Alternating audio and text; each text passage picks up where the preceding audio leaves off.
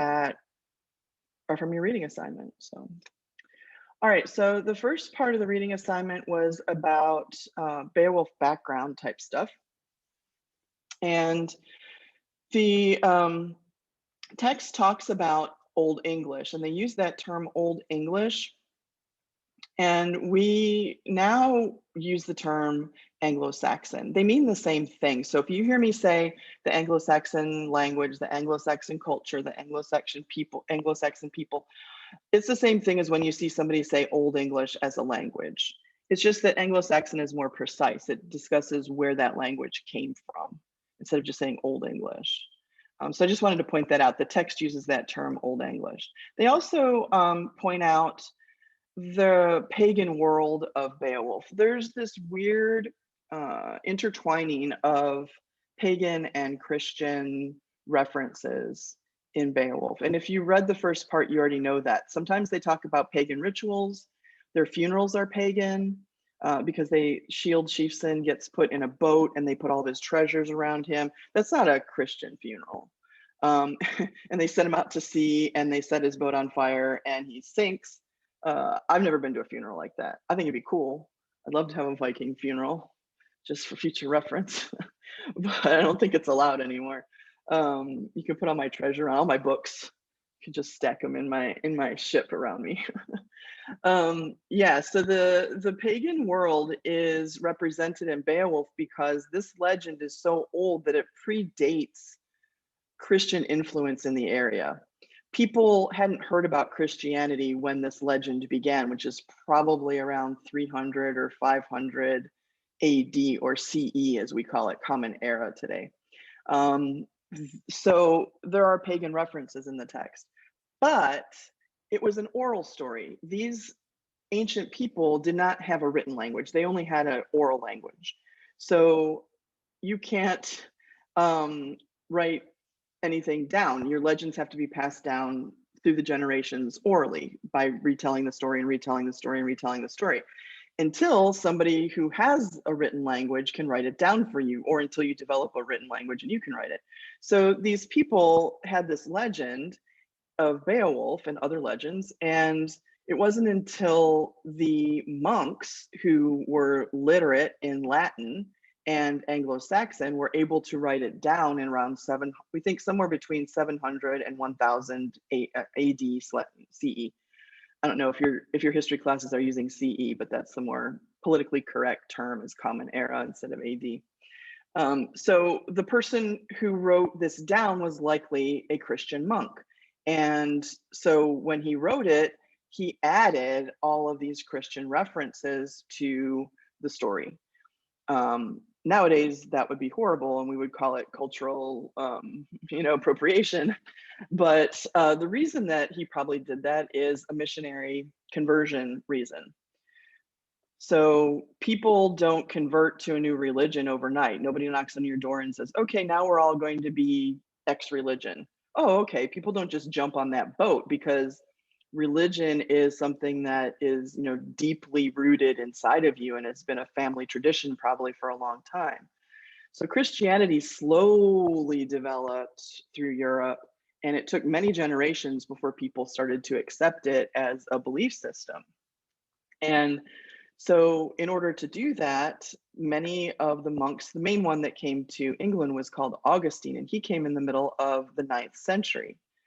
And so one of the conversion tools that Christian missionaries used and still use is piggybacking off of the beliefs of the people that already exist. So if I'm trying to get you to believe in Jesus Christ, then I might say to you as a people that I'm interacting with, so who's your main hero?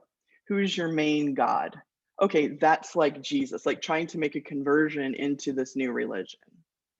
So I don't know, I'm getting a weird sound. I don't know, it could be my earphone.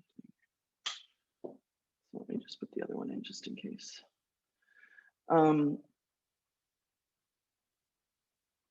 Okay, so the character of Beowulf is a little bit like Christ, right? He's sacrificial. He comes to help of his own accord.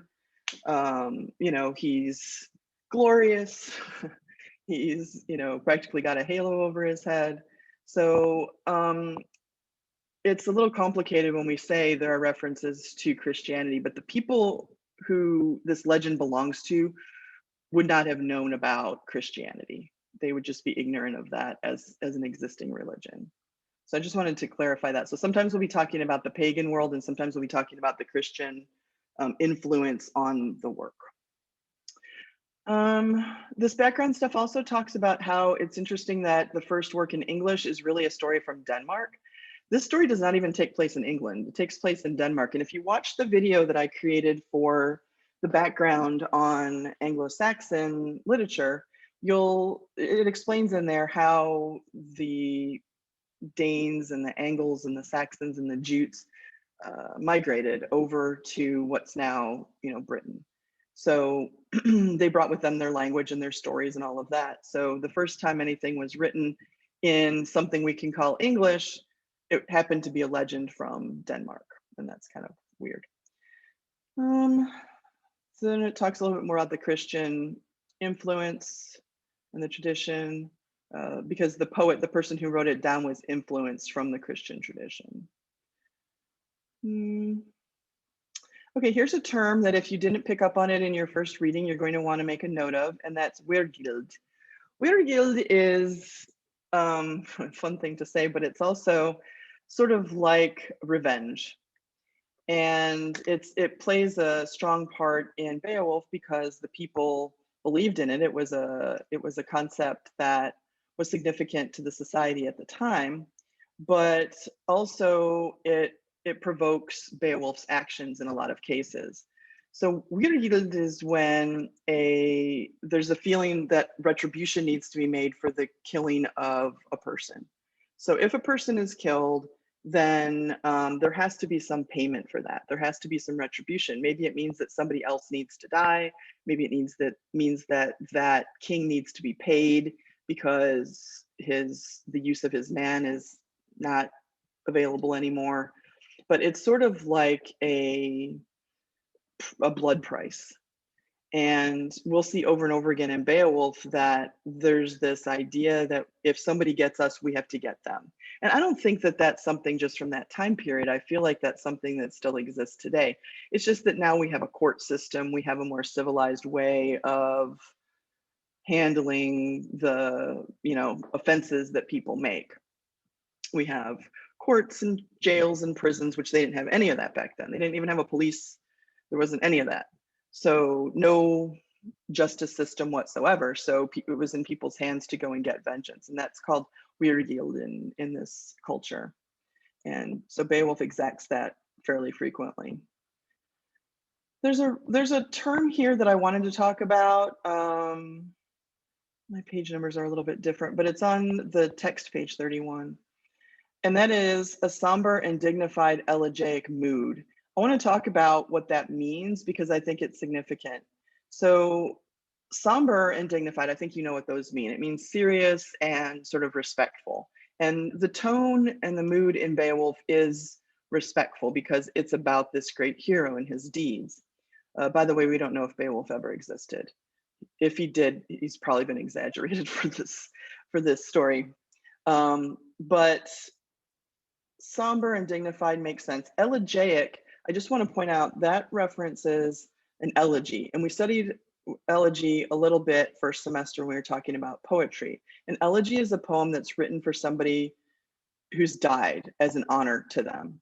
So it's got that somber and dignified mood because it's about a hero who has passed. And so when it was written, they wrote it to remember him and remember his great deeds and all of that stuff. So that's what that sentence there means. Maybe you looked it up. Okay, also it's good to note that Beowulf is an anonymous work. We don't know the name of the monk who wrote it down. Actually, they think there were probably a few different monks because they've analyzed the handwriting on the document. But they don't know the names of any of those people. Seamus Heaney is the poet who went to the original text and translated it. There are many translations of Beowulf. In my opinion, the best one is the Seamus Heaney translation because he was a poet himself. but he's a modern guy. He died in 2013. So Seamus Heaney is not the author of Beowulf. The author is anonymous. We don't know who it was. So we usually just say the Beowulf poet, whoever wrote that story down finally. All right, in your text, if you have the book, this comes out better, but I don't think anybody has the book, or right now for sure nobody has the book because we just started. But this is a family tree. It's just messed up. The way that it went into the PDF is all jumbled. So if you go to the website, I did put in a link to a better version of that over here. And I just want to talk about that because it will help you with the characters and their relationships. It can be confusing at the beginning. Whoa, whoa, whoa, whoa. Okay. It can be confusing at the beginning, figuring out who's who, and hopefully a little bit of the background information helped you. But sometimes what happens in the text is a character will be referred to in their relationship to another character. So for example, we encounter Hrothgar in the section that you read for today. He's the king of the Danes. But sometimes they call that same guy son of Halfdana. And if you don't know that son of Halfdana is the same as Hrothgar, then all of a sudden you're thinking that they're two different characters. So it's important to kind of get a visual, or at least know that you can reference this image, because if it says son of Halfdana, I can look on here and say, oh, well, this is the lineage of that person. So Hrothgar is here, Halfdana was his dad, Beo was his grandfather, Shield Chieftain was his great-grandfather. And then along the line here are his siblings. So Hrothgar had two brothers, Harogar and Halga, and some sister that wasn't worth keeping her name in history because the women aren't important, right? Then he married Walstheo, and then these are their offspring. And then this one married, so you can use this to help you as you orient yourself to the relationships of the characters. Here's the same one with Beowulf's family tree. His king is Higelac in the story. They do mention him as Higelac Thane. So that's the same thing as saying Beowulf. So is son of Ecgtheow, same thing as saying Beowulf. So I don't want you to get confused, or if you do get confused, reference back to this image so that you can figure out who they're talking about. And I think that that will be helpful. But I just don't like the way it came out in the text here. You can see it's all wackadoodle. Wackadoodle is not a literary term. Okay, so then they show you a little bit of Anglo-Saxon, a little bit of the manuscript, and you can see that it looks like somebody used a weird font or something. You can see that we can't read that in our modern English at all. And in the video, I show you another version of Beowulf in the background stuff. Maybe you watched that video before today, I don't know. But then they have the translation underneath. So obviously we're going to read it in translation, but you can see that Anglo-Saxon has some, you know, weird letter forms and all of that stuff. I already talked about that. Okay, is there anything that you're wondering about or I can help you with in terms of the beginning info before the actual text of the epic poem? It's an epic poem, by the way. It's not a novel or a story. So when we refer to it, when we talk about story, we would mean like the plot. But technically its genre is an epic poem. Check about that in the video too. All right, so the first part of Beowulf at the very beginning, it's called The Rise of the Danish Nation, and it's really genealogy. Since these people who originated this legend didn't have a written language, the only way that they had to remember their ancestry was to say it all the time. They had to say it all the time, and that's kind of why they use son of so-and-so, so that, you know, we start remembering who this person was in history, because they don't have birth certificates, they don't have any documentation, they don't have notebooks where people wrote down their stories or anything. All we have is what people remember to say out loud to each other. When you think about it, that's kind of weird, especially in a text-rich society like ours. So the beginning of Beowulf, just like the Bible does this too, has a lot of genealogy. So and so beget so and so is the son of so and so. And they're just sort of laying that down so that it will be remembered. And so most of their stories start this way as a way of preserving history. And so we start with Shield Chieftain. Shield Chieftain arrived on the shore of what's now Denmark as, as a baby in a boat, which should sound a little bit like the Moses story from the Bible, but Shield Chieftain, I always imagine him like a super muscly baby, like rowing, rowing up to the shore. But I'm sure that they mean he was just in the boat as a baby, and they took him. And so he goes from being an orphan that almost died to the king that establishes the Danish society and the Danish nation. So he is glowingly referred to as the wrecker of mead benches, and he was just the king of all kings. And then he had a son, Beo, no relation to Beowulf because he's a Dane, and Beowulf is a Geat or a Geat from another countries. They're not related. But here's an example of that Christian insertion into the story: a comfort sent by God, Lord of life, Almighty. All of those are things that the Beowulf poet added to the legend to make it more Christian-y. All right, so then they talk about Beo, who is the next generation, and then Shield dies, and they talk about his funeral. And I think that's a good thing to mark in your text or make a note about, because it's very clearly a pagan ritual, and it is, very clearly Norse and Viking. They put him in this boat. They put all of his possessions and his treasure around him to take him into the next life. And then they put it out to sea at sunset, and they light it on fire with arrows that are flaming. I know I said I would like to have that funeral. I'm not saying I'm a pagan. I'm just saying I think that would be cool. Anyway, so they put him in there with his chainmail. Chainmail, if you don't know, is a feature of armor from ancient times. It's where they took little tiny rings of metal and wove them together to make, like, I guess, ancient Kevlar. So if somebody's trying to stab you with a knife, they can't get through those little tiny rings, and they would wear entire outfits made of this mesh stuff, chainmail. So they put his chainmail and all that stuff with him, and so it sinks with him when the boat disintegrates, and that's his resting place. There's another funeral that happens at the end, and it's Beowulf's funeral, and it's a different kind of funeral, but it's still a Viking funeral. So then after Beo comes Halfdana here, and you do have footnotes. Hopefully you're reading your footnotes. Halfdana, and then finally Halfdana's son, Hrothgar. So they put this lineage in not just to say, okay, let's remember who these people were, but also to say that if Hrothgar is a direct descendant of Shield Chieftain, then he must have some of the greatness of Shield Chieftain in him.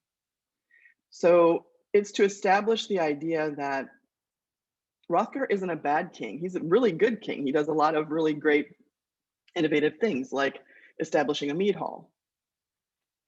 But he has a problem in the story that debilitates him, but he's still in line of greatness. So when I say I'm the son of Halfdana, you're supposed to hear, okay, I'm great. I'm automatically awesome because I was born into this bloodline. Same thing when they talk about Grendel later on, right? Grendel is in the Cain's clan, and I'll talk about that biblical allusion in a little bit, but he's evil. So if you're a descendant of Cain, then you're automatically in that evil bloodline.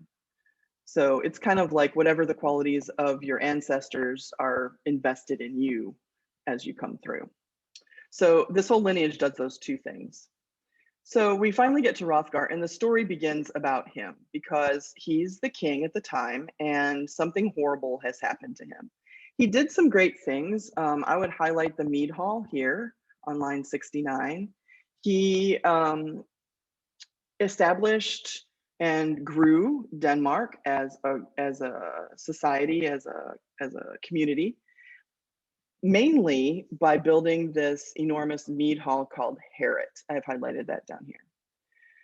So a mead hall is kind of a meeting house where they would meet up to talk about how they could rule the area, grow, expand, include more people into their society, and that kind of thing.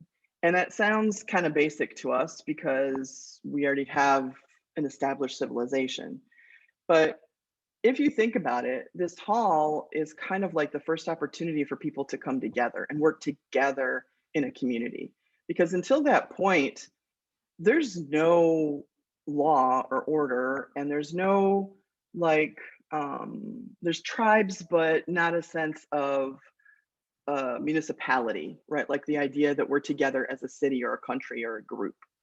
People just built houses wherever they want and farmed or raised animals and raised their family, and that was it. But if somebody came and killed you and took your house and your stuff, there's no way that just happened. There's nothing to get back at it except that somebody might come and kill you because of Wittergild.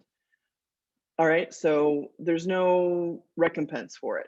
But when Hrothgar creates this mead hall so that the men can come together and start to talk about strategies for expanding and who they need to invade and work together as a team, they sort of create a society. It's sort of like a rudimentary city or country. And so it's significant for that. So he brings all these people together, and that's going to give them a sense of security, a sense of, togetherness. There are other people who are going to help me out if I'm in trouble, that we can work together to advance our society and keep our people safe. So Harrod was the symbol of all of that. And Hrothgar was responsible for it. And so for a long time, that was great. They showed up there and it was this representation of their society. But the problem is, as we move into section 2, there's this monster that starts attacking them there, this monster named Grendel. So Grendel is the antagonist in the story at this point. There'll be other antagonists. But Grendel starts showing up, and what he does is he's a member of Cain's clan.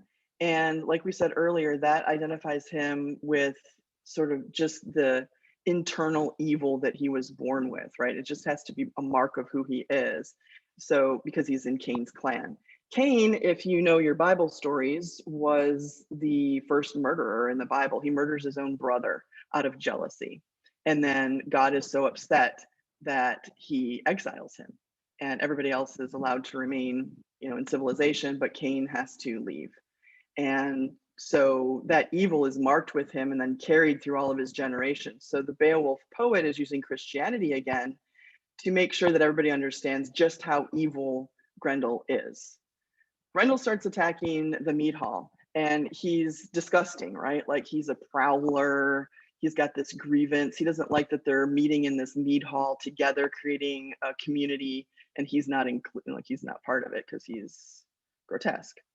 And so he starts showing up, and at night when they're sort of drunk on their benches and they've been hearing stories from the minstrel about their history and whatnot, this god-cursed brute comes in and just starts attacking them. And he must be enormous because he can grab 30 men at a time. And he sort of like rips them apart and, like eats them, kind of like you get a handful of popcorn and just sort of like, throw it in your mouth, or Cheetos, or I don't know what. I guess Cheetos are more human looking, right? So he just raids the hall, so much so that they have to close it. And so there's this description of how he comes and gruesomely murders everybody. And then they have to close it. So that is an important symbol. If your society just got established through this mead hall and everybody is moving forward with advancing their society and working together and creating a community, and then all of a sudden the place where that happens is violated and nobody can go there anymore because it means death, then it's sort of like the death of your community. And so when Grendel attacks and Hrothgar's unable to defend against him, it makes Heorot a place of pain instead of a place of community. And so now for 12 years, at the time that the story is starting, Grendel has been attacking and they have been unable to use the hall or defend against it. They've been unable to kill Grendel. They've been unable to do anything to relieve their suffering, and the hall has been empty. So I think it's important to kind of note that as a symbol. To us, it would be like, oh, okay, you can't use your barn, whatever. But it's an important barn. So it talks about how he took over every night. He would show up there and kind of like, be the boss of the place. The only thing he can't do, Grendel, is sit in the throne that's set up for Hrothgar, because God sets forth who gets to become king, and because Grendel is, the opposite of godly, he is repelled by that. So the people don't know what to do. Hrothgar is at a loss. They do pray at their pagan shrines on 175, but it doesn't work. So the Christian poet acknowledged that they would have gone to their own pagan shrines in order to try to get rid of Grendel, but it doesn't work. So it's sort of like a little subtle dig from the Beowulf poet saying, well, those pagan prayers don't work. What they need to do is pray to God and get a hero. And so that's what happens in the next part. I don't see anything in the chat, so I'm just going to keep blazing through. Hopefully this stuff has been making sense. If there's something I mentioned that you didn't make a note on, then you can.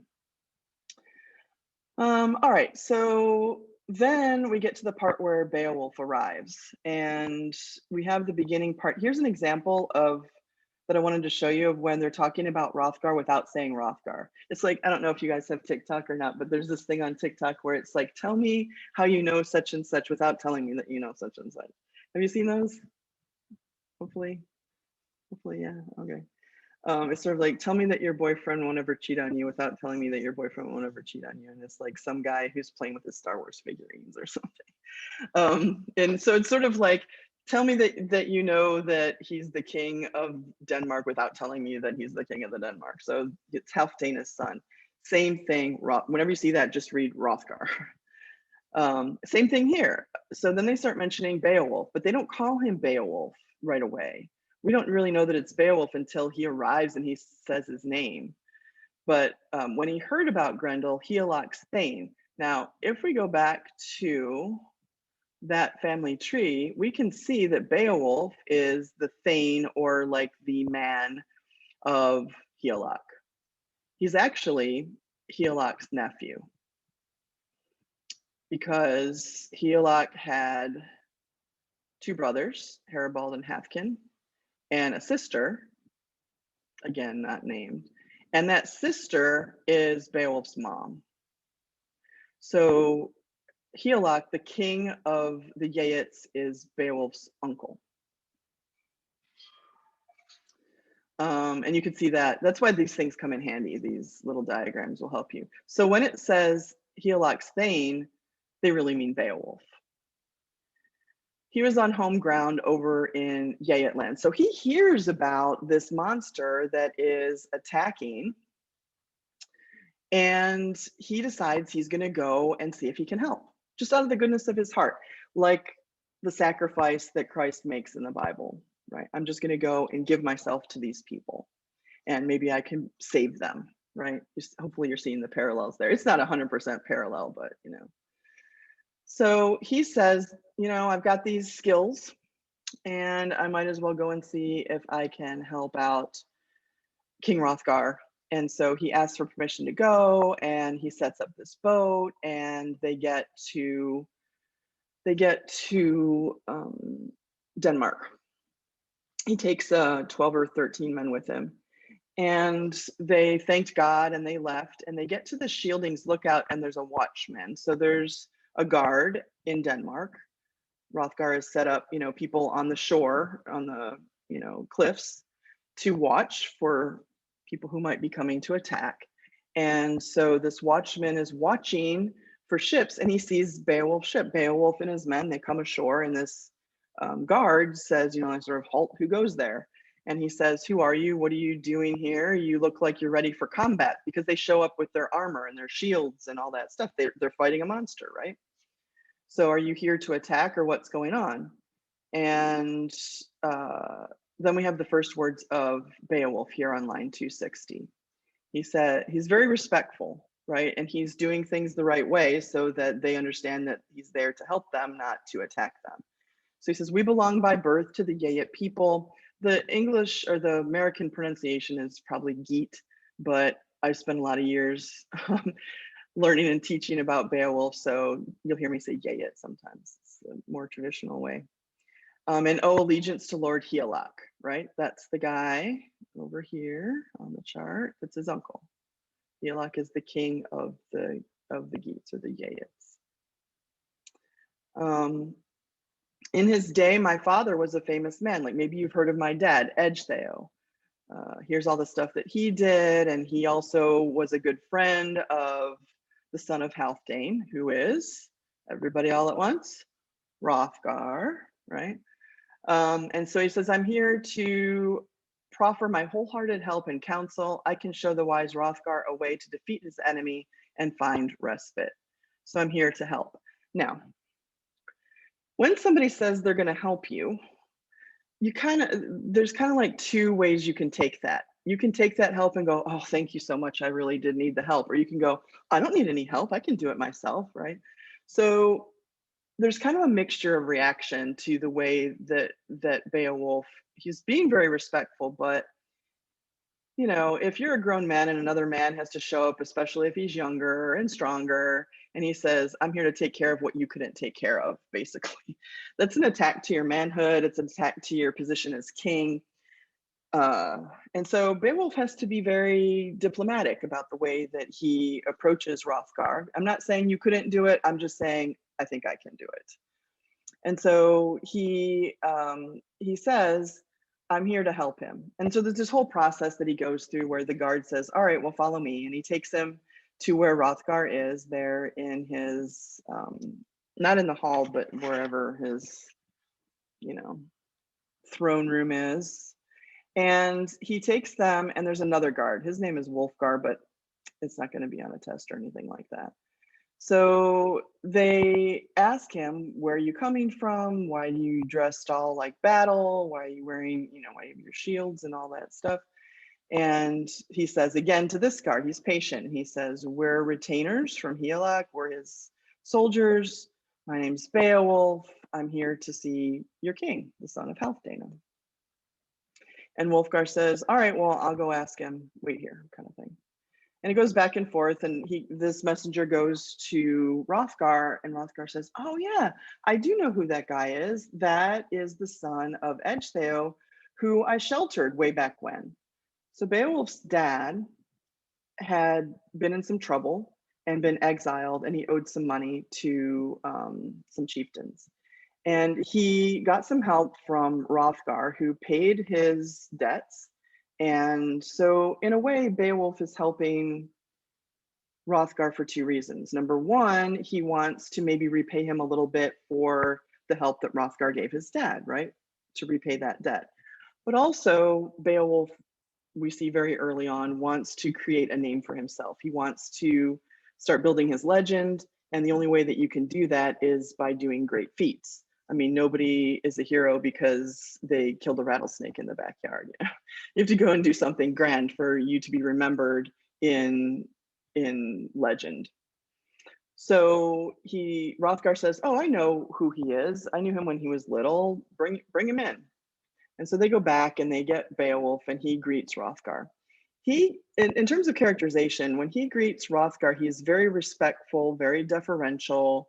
My lord, you know, he's very, you know, maybe you know my father. I'm from Yayit land. Hygelac is my king. I know that, you know, you've suffered under the hand of Grendel, and I want to be of assistance to you, right? So he has the option of coming in like that, which he does, and it says something about his nobility. Or he could go in and say, yeah, I'm here to kill the monster that you couldn't get rid of, which is, you know, indignant and not helpful. So he's not full of himself. I know that it seems like Beowulf is full of himself. He gives the formal boast and he says, I've done all these other things, but it's mainly not to glorify himself. It's mainly to say, I think I can handle this job. It's like a resume, right? He says, I've killed sea brutes and done extreme warfare with other enemies, and I think I can handle your monster. So please let me try. And he sort of like begs Hrothgar to let him, which is a rhetorical move, right? If you beg somebody to let you do something that you want to do, then it sort of flatters them because they have the choice. So Hrothgar is kind of overjoyed with that, and he says, "Fantastic, let's get this done," because he doesn't want to spend any more years under the thumb of Grendel and the idea that his people are getting murdered. And so he acknowledges all of this stuff. Edgetheo acknowledged me with oaths of allegiance. He's talking about when he used to know Beowulf's dad. And then they have a feast. So the next section is this big feast that they have to welcome Beowulf and his men. And they're grateful to them that they're showing up on their own to try to help them with their horrible situation.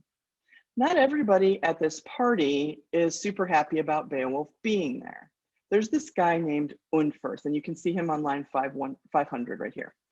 So Unferth, notice they even do son of whoever there. It's just the way that they address people. He, at this dinner,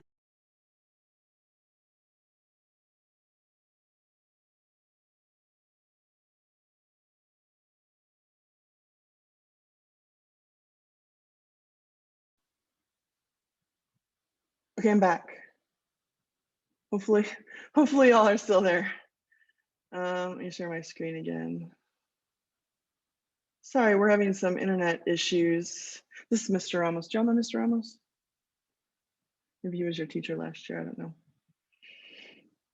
Are you guys there? Let me see on chat, just hopefully somebody says, okay, you're still there, okay, good. Sorry about that, things happen.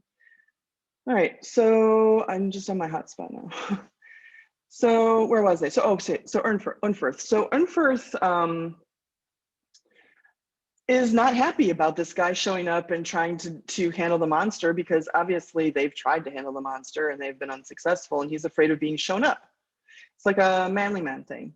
So he tries to challenge Beowulf, and he says, I'm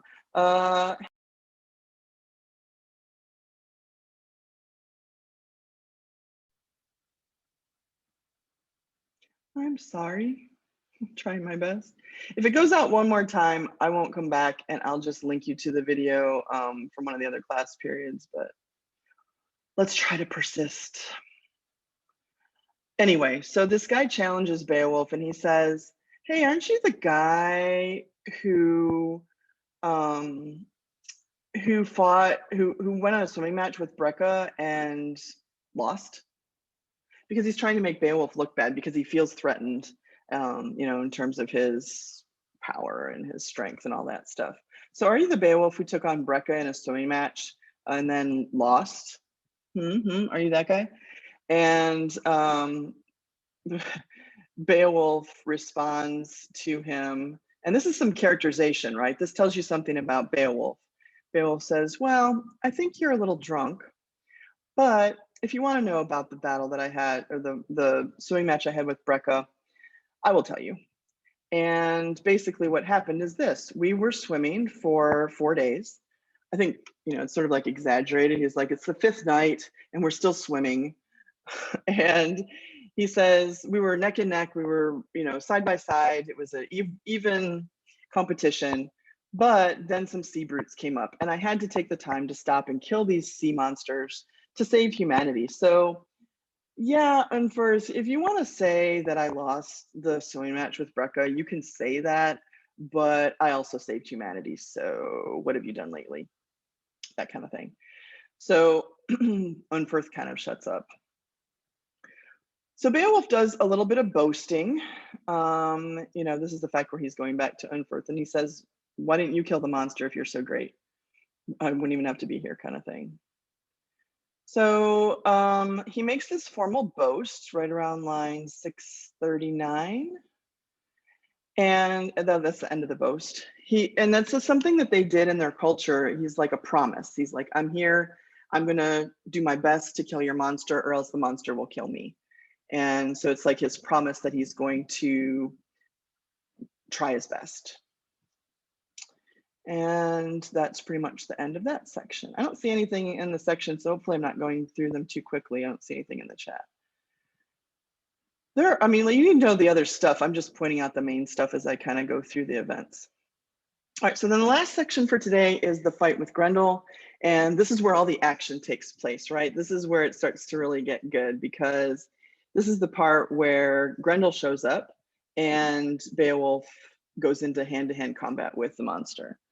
So Hrothgar departs, he leaves, and he knows what's gonna happen. He's like, I'm out of here. And Beowulf says to his men, I think I'm just as dangerous as Grendel, so I think I'm going to fight him the way he fights. I'm going to fight the monster without any weapons, which is like, whoa, unheard of, right? Like if you're going up against a monster, you have to have a sword and some, various weapons. So he says, I'm not going to use any weapons. I'm just going to fight him the way that he fights, with his hands. So they pretend to go to sleep. Beowulf says, let's all lie down and kind of like pretend like we're sleeping, so that when the monster arrives, we can kind of see him for a second before he starts to attack. And that's exactly what happens. The monster shows up and there's all this description of him like stalking through the shadows and bloodthirsty, loping over the, fields and stuff to get there, because he can hear them in the hall and he knows that he can go and get a good meal. In off the moors, down through the mist bands, God-cursed Grendel came greedily loping, and he comes through the mist to attack the men, and he gets to the doors, and with glee that's demonic, he rips them open, and he finds the first one that's lying there, one of Beowulf's men, that poor guy. He picks him up immediately and rips him apart, and like just like you would like a chicken wing. Just sort of like rips all of his bones apart and just starts gnawing on his bloody flesh. Does some good stuff, right? And eats him up, his whole body, just eats him up. And so the next person that Grendel grabs for is Beowulf. Now, Beowulf has had the advantage of watching the monster operate with this one. Okay, well, I'm almost done, so I'm just gonna stay on the hot spot until then. Thank you, though. Beowulf had the advantage of watching how the monster operated with this first guy. I mean, yeah, he sacrificed a man for it, but he at least got some intel. So when Grendel grabs to go get the next guy, because one Cheeto isn't enough, he grabs Beowulf, but Beowulf grabs back. And Beowulf has the grip of 30. That's like his superpower. He has as strong as 30 men. Well, we know that Grendel can eat 30 men at once.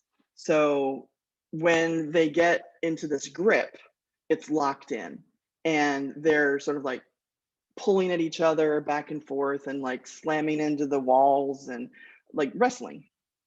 And I like this line right here. Fingers were bursting, the monster backtracking, the man overpowering. The dread of the land was desperate to escape. The dread of the land is Grendel. He didn't expect that a mere mortal man would be able to grab him like Beowulf does. So he's startled and he's trying to get out of the grip, but he can't. Beowulf's got a good purchase on him. So he says the latching power in his fingers weakened. It was the worst trip the terrormonger had taken to Herit.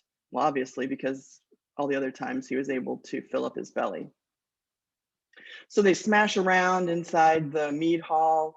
And then finally, it's obvious that Beowulf's not going to let go. And the monster screams really loud and relinquishes his arm in order to escape. It's sort of an animal thing, like an animal in a trap kind of situation. And so he screams and his arm separates and he runs off into the darkness. There's a line for that. Sinews split, line 816. Sinews split and the bone lappings burst. Beowulf was granted the glory of winning. Grendel was driven under the fen banks, fatally hurt. Now he doesn't die immediately because, you know, you wouldn't die immediately if your arm was ripped off, but you would bleed out, right? Like unless you got to the hospital real fast and they could, you know, cauterize your wound. But there's no hospitals at this time. There's no monster hospitals or anything. So Grendel just runs back to his cave, which is sort of like underneath this marshy land, and he sulks back there and we assume dies, bleeds out.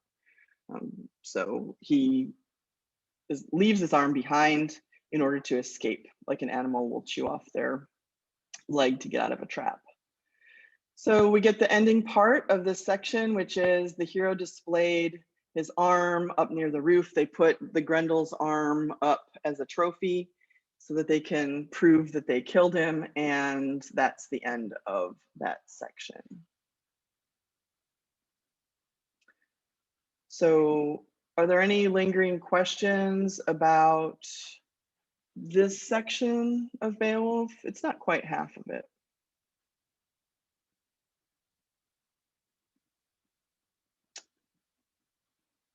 No questions, Sean, okay. It's not really the end of a class period unless Sean puts no questions on there. All right, so on the website, you'll see that that takes us to page 94 in the PDF. For Tuesday, on Tuesday, when you come in, I want you to have read a little bit of background on the Middle Ages. That is a page in this website. They wanted you to read like 35 pages of history, and I don't think that all that's necessary. So I distilled it down because as soon as we finish Beowulf, we're moving into the Middle Ages to talk about Sir Gawain and the Canterbury Tales. So on Tuesday, make sure that you've read the background. It's not a lot. And also read these sections of Beowulf. Now, these are not consecutive sections. There are a few sections that you don't need to read.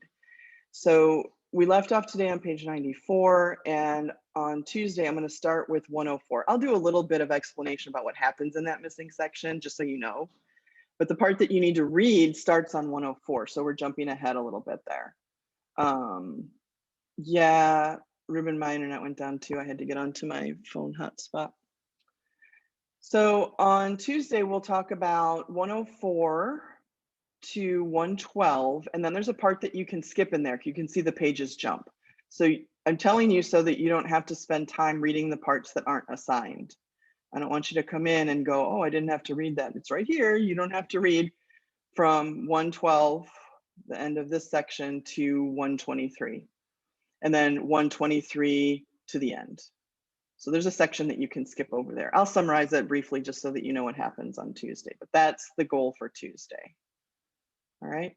Now, I do have everything on here also for the other days next week. So, you know, if you know that next Tuesday and Wednesday you're going to be busy, then you might want to start this week looking at the next reading assignment. Like it's all here so that you can move ahead and make sure that you're using your time, because I know we're going through material very quickly. But if you have any questions, definitely contact me and I will help you. All right, I don't see any questions for clarification on today's material, so I'm assuming that I did an okay job on that. All right. All right, then, I hope that you all have a nice remainder of the week and weekend, and I will see you back on Tuesday. I don't know if we're going to be at school or not. If the internet's working at school, I guess I'll be at school, but I might be at home. I don't know, but I'll be here for you. So if anything comes up in the meantime, please contact me, okay? All right.